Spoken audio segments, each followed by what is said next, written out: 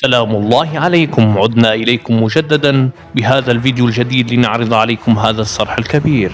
إنه المسجد الأعظم، يعتبر الجامع الأعظم مشروع القرن بالجزائر العاصمة كثالث أكبر مسجد في العالم بعد الحرمين الشريفين. يقع بجانب واجهة البحر الأبيض المتوسط وسط العاصمة المحمدية، يحتل موقعا استراتيجيا مما يسمح للمصلين وغيرهم الوصول للمسجد بعدة طرق.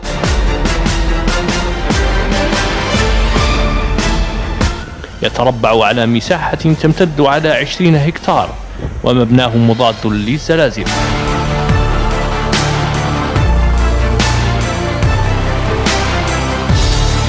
ومن معالمه المميزة وجود مئذنة هي منارة للسفن أيضا، يصل ارتفاعها إلى حوالي 265 متر، وقبة مزركشة قطرها حوالي 50 متر بارتفاع 70 متر.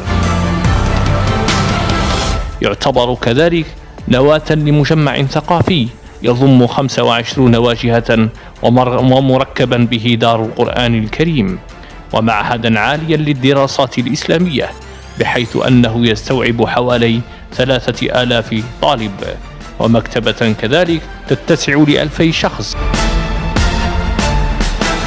وقاعة صلاة تتسع لأكثر من 36,000 مصلي، إضافة إلى مجموعة من الحدائق والمائيات والأبنية الإدارية، وكذا مساكن للموظفين، ومركزا صحيا وآخر للحماية المدنية والطوارئ.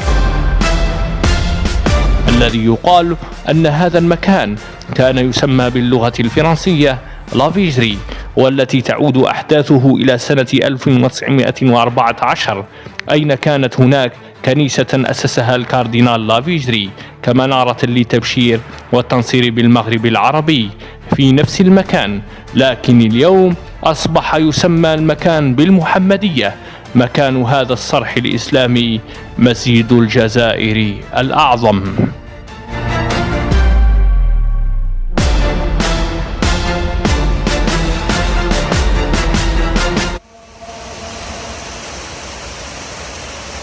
أشهد أن